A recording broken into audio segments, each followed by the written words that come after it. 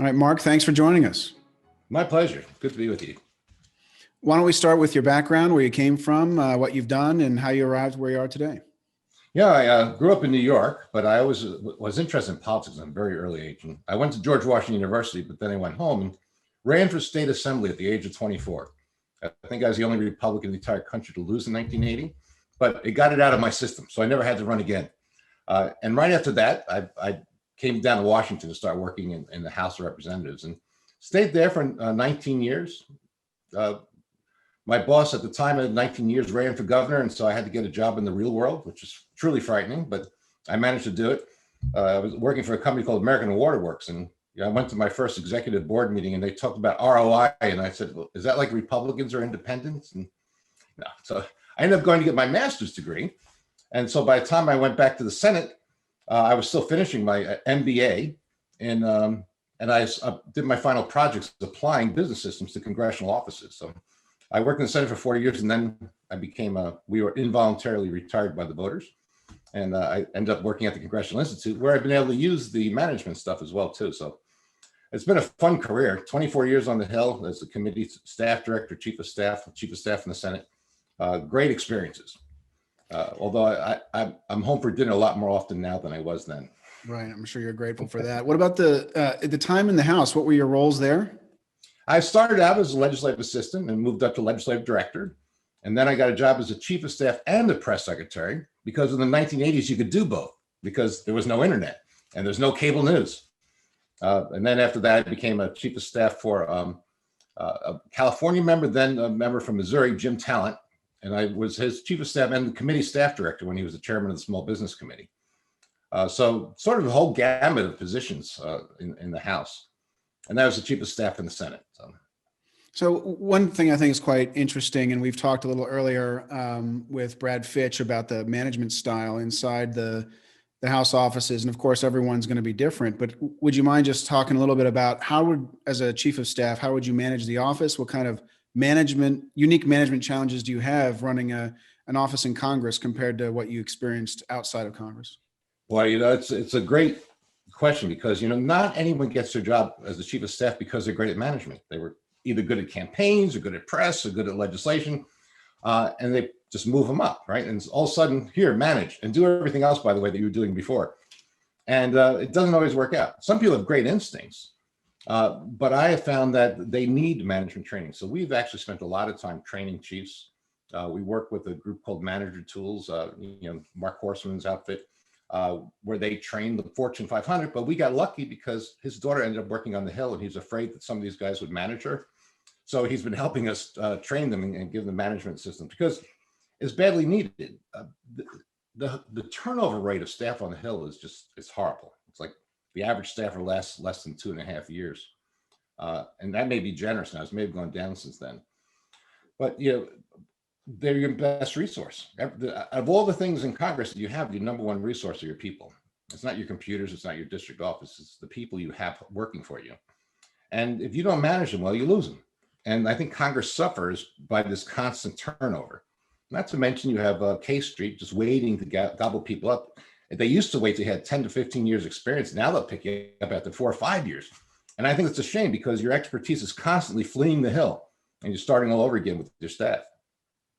Yeah, agreed. And so in terms of your time on the Hill, then when you were on the House side and managing an office, how typically did it work? Did you have a meeting once a week with the whole staff, or did you have daily, stand-up discussions about policy? Like, what did it really feel like when you were doing that? And did it change over time?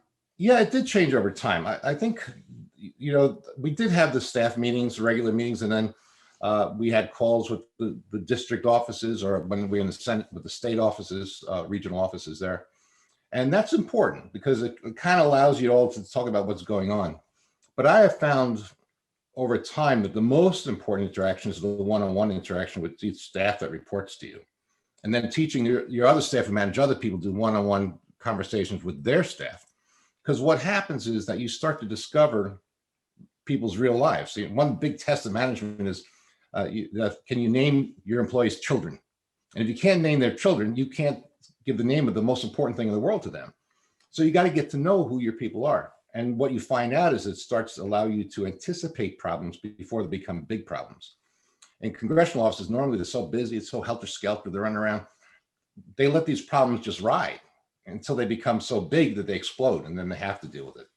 And that's not a good way to manage. It's an embarrassment to the member of Congress at times when that happens, but the better thing is to develop these one-on-one relationships with your direct reports and make them do the same thing with their direct reports. And you just run a much smoother operation because there are very few surprises. And so how about on the Senate side? Was there any difference, and what were your roles there? And did the management style change since the offices are larger? Yeah, I think that's the key thing about being a chief in the Senate is that you better be good at delegating because you try to do it all yourself. You can't. There's just too much. You have the same number of committees, but they're 1/4 of members. So your member is expected to take on much more leadership roles when they're there. And so you find your need to hire really good people as being absolutely essential to getting the boss's objectives done. And so if you don't delegate well, you get swamped and you frustrate your staff because you have resources in the Senate, particularly. And the House, I think they have been hurt by the fact that the budget cuts have reduced the number of staff they have. The Senate, they have the resources, but it's whether or not you're a good manager of those resources. And how did you recruit? Since you said recruiting quality talent's critical, how did you go about that? Is it all independent, or did you use some third parties to help you? I did it myself, but I'm not saying I'm not sure that's the best way to do it. There might be better ways to do it, but I would usually go to people who, I'd always look for the person from the district or the state, but I always wanted to find people who were philosophically compatible with the boss. So that they were not coming in and they may have been the best writer in the world, but if they thought the boss was wrong on half the issues, they're not going to succeed because things you are forced to do insincerely, you don't do well. And so I would look for people who had a similar ideological makeup to the boss. And I always look for people who worked in high school and college because I always thought that they were willing to work that way when they also had school. They were probably hard workers to start with. So that was a big plus. Great. Well, let's move on to what you're doing now then. Could you tell us about your current work and institution and what it is, how it evolved? It's great. I'm the president of the Congressional Institute. We were formed in 1987 at the urging of Bob Michael, who was at the time the Republican minority leader, who didn't want to use taxpayer dollars to do retreats for the members. He wanted to raise the money privately so they could go somewhere and have a retreat. And so for the first few years, that's all the Institute did was run the members' retreat.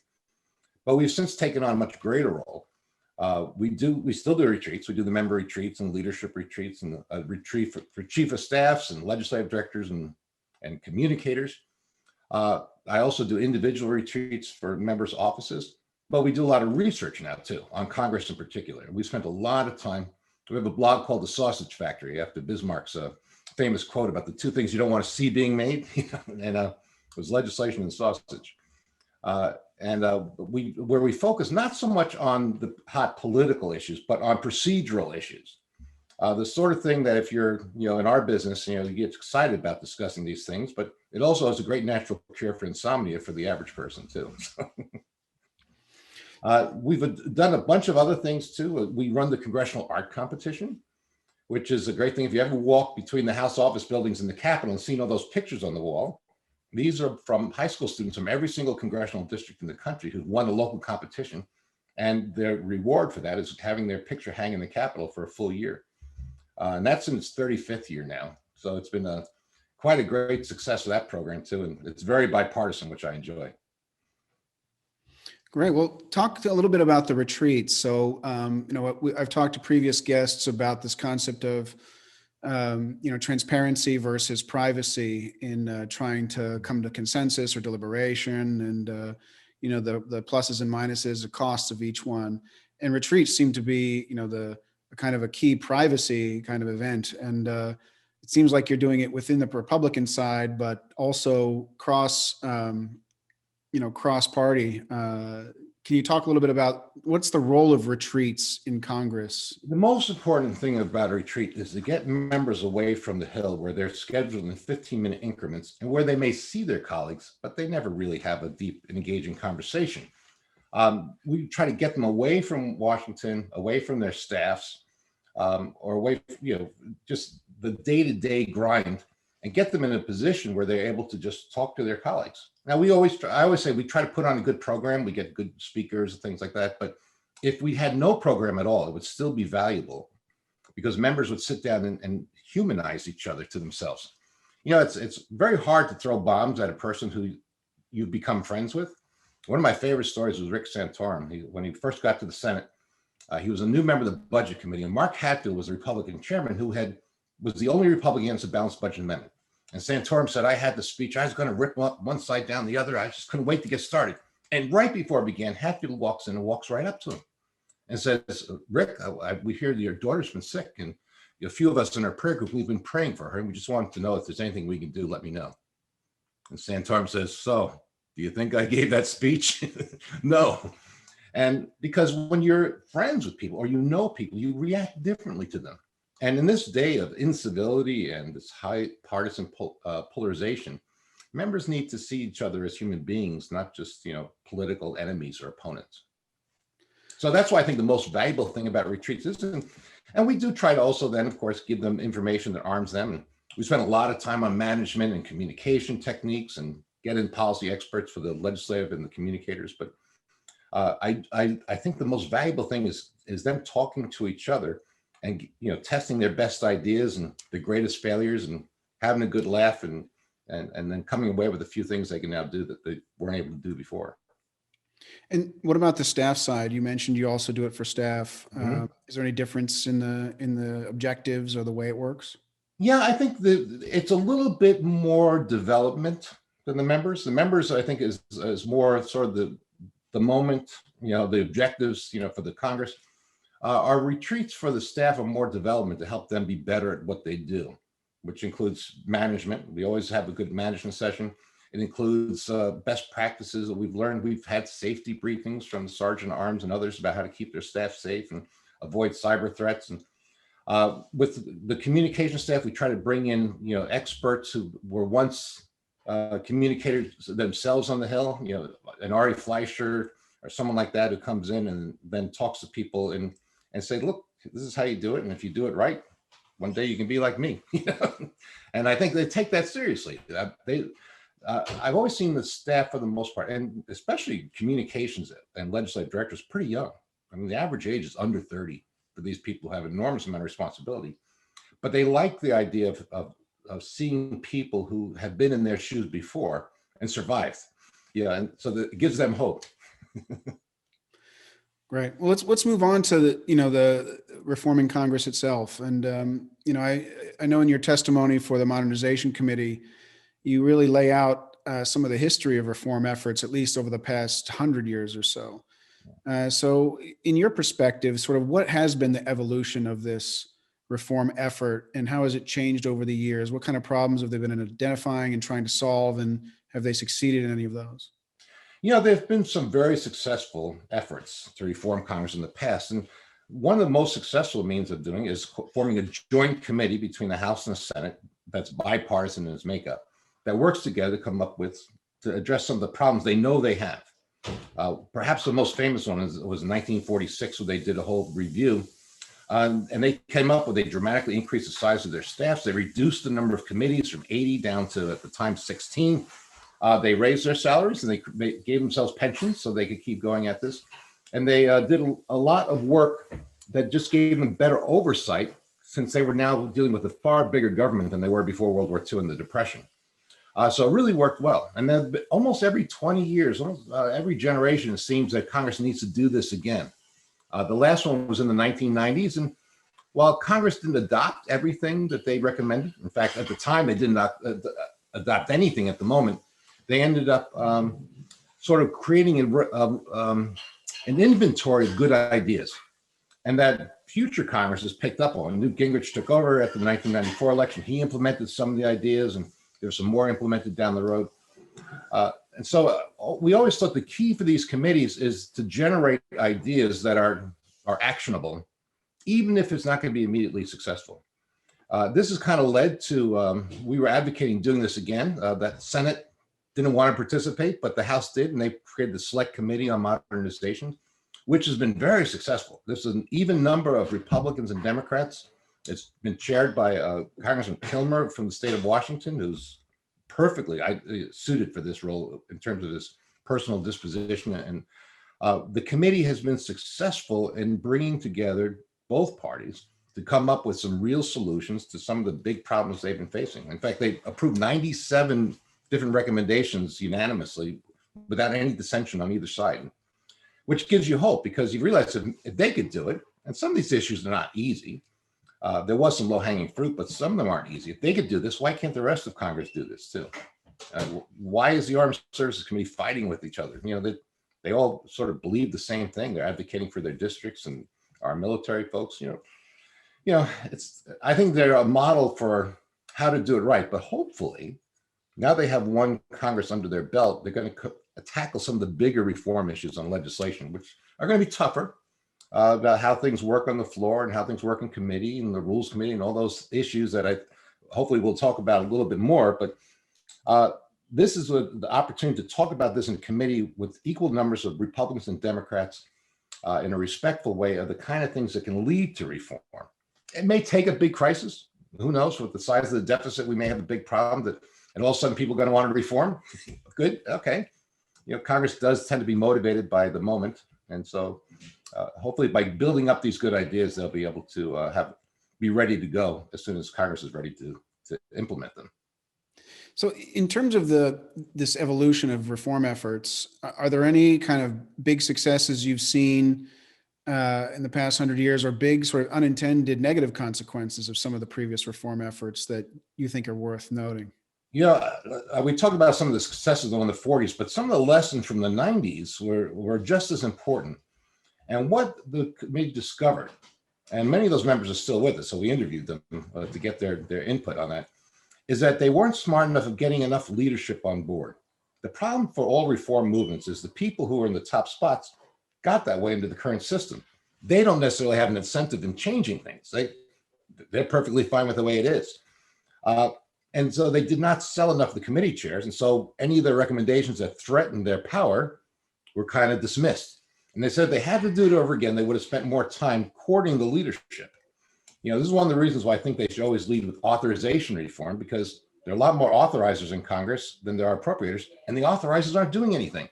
So by reforming this, you're actually offering them more power within the institution, which, if you believe Richard Fenno, is one of the three key things for a political scientist, right? Re-election, gaining power in the institution, and implementing good policy.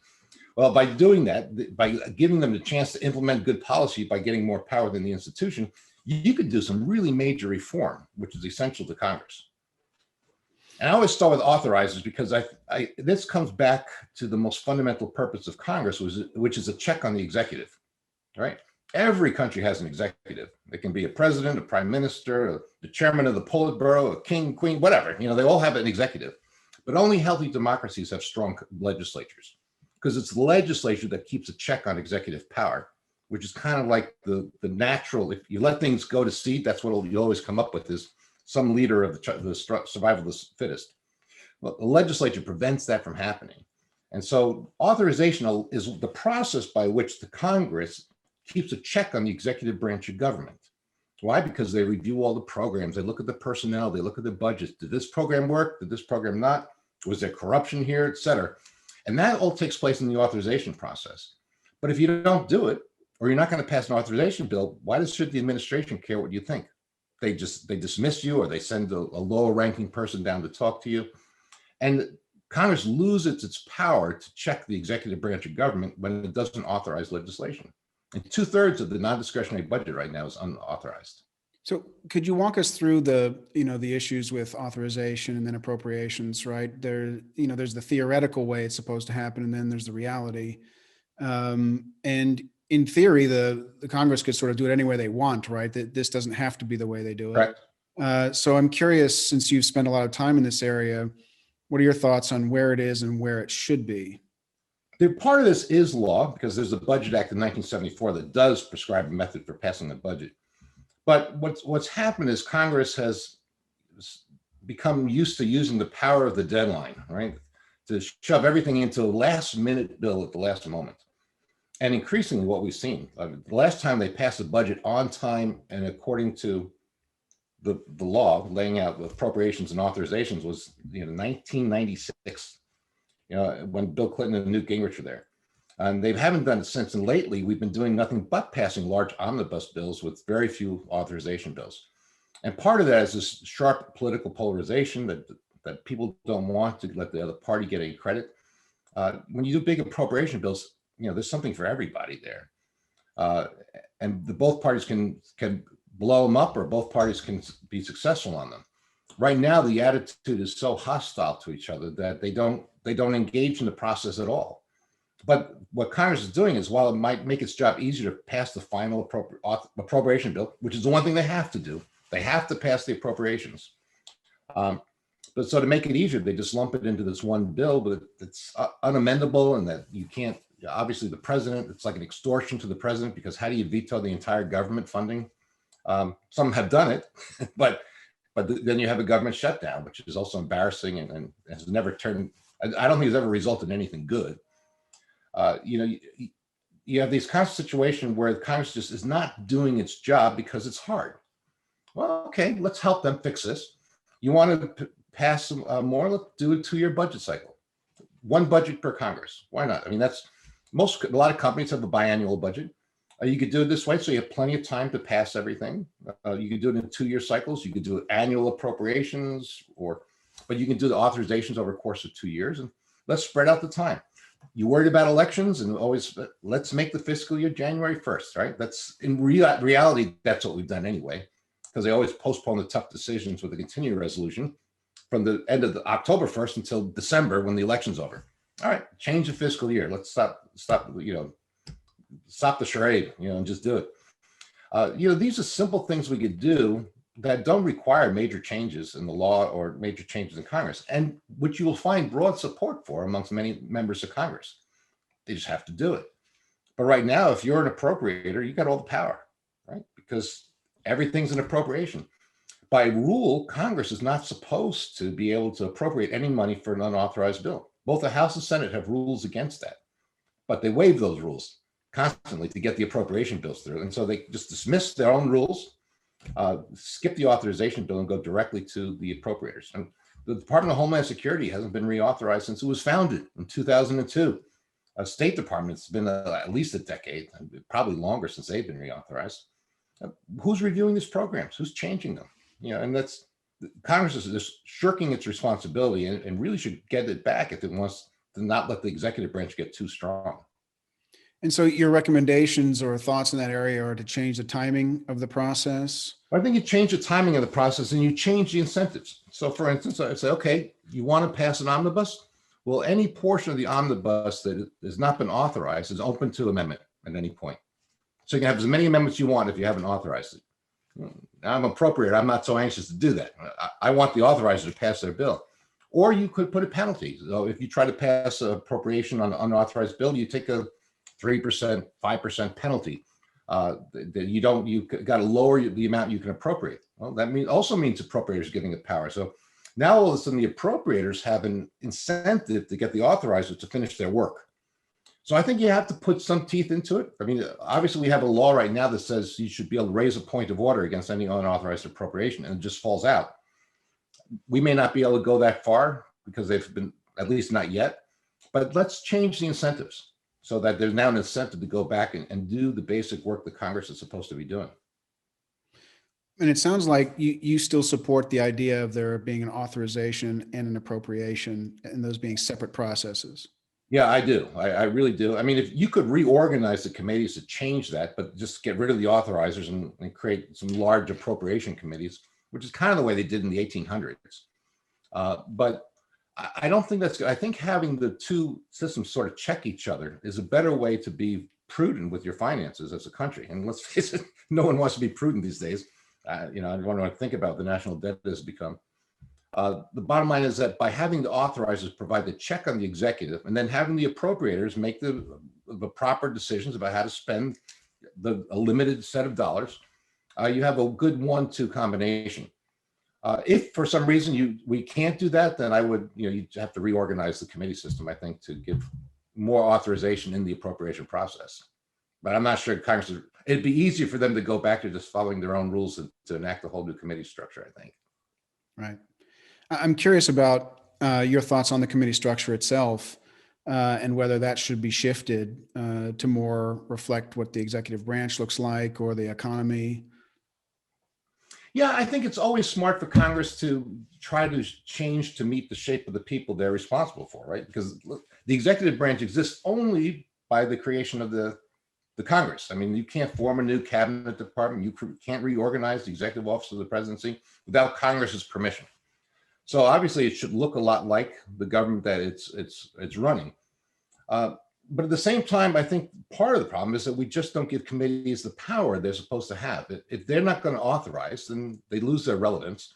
Or if the speaker doesn't like what they do, they just simply don't allow their bill to come to the floor. Or the speaker changes it in the rules committee. And so what you have is you have the committee chairs have kind of pseudo independence, but they really can't do anything that the speaker doesn't let them do, because the speaker has complete control over the floor agenda. And this is true for both parties, by the way. I'm not picking on one party or another. Both parties have done this exact same thing. I've used the rules committee to allow the speaker to basically control the output of the committees.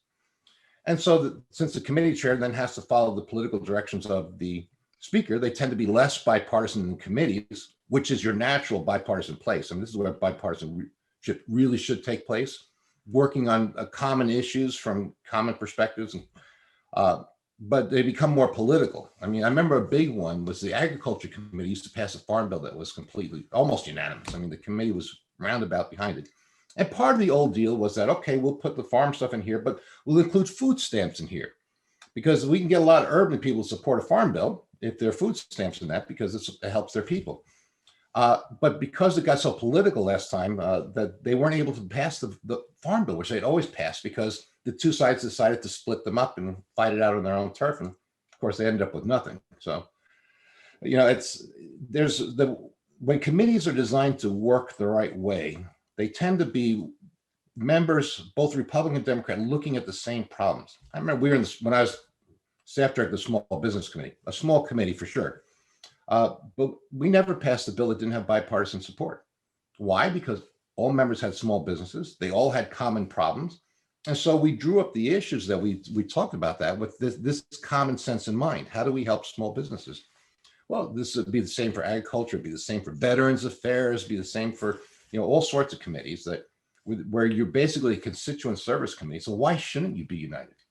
So when you make those things political, it just sort of, I think it damages civility and damages relationships, because everyone kind of knows they don't need to be and they shouldn't be. And what about the civility? So it's breaking it down. I'm sorry, go ahead. What about Senate versus the House then in terms of committees? The Senate basically has become almost completely dysfunctional in terms of its ability to produce anything. You know, obviously we talk a lot about filibuster reform and things like that we've heard, but at the same time, it's just this, the Senate was designed to be very collegial. You know, that's we go back to that story I was talking about Santorum and Hatfield, right? Because that's the way it's supposed to be. And there's a small enough number that they can get to know each other. But, you know, it started with, and I blame Harry Reid for sort of starting this whole thing with the nuclear options and basically telling members, we're going to take away your traditional rights if you don't play ball. And he did, and they reacted, and they shut down the Senate, and then the Democrats shut it down in turn. And overall, they had both parties are now seeing themselves as combatants rather than people working together on common problems. And you know, that's not the way the Senate's supposed to work. I don't care whether you have filibusters or not. If you don't have collegiality and a willingness to reach consensus, it doesn't work. I mean, the whole Constitution is based on the idea of consensus. I mean, you know, so you see countries have hundreds of constitutional amendments. You know, we've had, you stop and think about it. You know, you take out Madison's 11 amendments that he wrote, right? And then you take out prohibition, that's two cancel each other out. We've had 14 unique constitutional amendments in our entire history. Why? Because it's hard to do. You can't do it unless you have broad consensus that it's supposed to be done. And so this is, the founders set the system up so that, you know, everything was a check and a balance. In fact, I always say, if you want to look at why the driving philosophy for the founders was the fear of concentrated power. And so they constantly diffused power at every level they possibly could, so that no one faction could ever dominate another faction. And this is what I have trouble with what Congress is doing these days. They're acting like a parliament with none of the efficiencies. They're just beating each other up and it's going to end up they get nothing passed. Uh, and I would rather go home, run for re-election with a record of accomplishment than just sitting there bashing the other side. But maybe that's why I'm here and they're there. I don't know. Well, it's tough to create accountability for incumbents, right? In general, as a general matter, it's hard to track the accomplishments of a senator or congressman and really pin that on them as an individual versus the institution. Yeah, I think that's very true. And that's the danger of nationalizing elections. I mean, there's a certain element of the national issues in every election, but there used to be more of an issue of how the individual members serve the constituency. I always thought there's a big difference between the desire to be reelected, which actually makes you a better representative, right? Because if you lose touch with your constituents, you can lose your job, as opposed to just the idea of job security. So, Speaker, protect me from taking any tough votes because I want to be able to come back. The Congress is the big leagues, right? Every once in a while, you're going to get a high, hard fastball from an amendment, and you duck, and then your pitcher throws one at them the next inning, and you reach a mutually assured destruction and say, okay, let's just get down to business. And it has worked for generations and generations. This current polarization is not typical of how Congress has worked over time.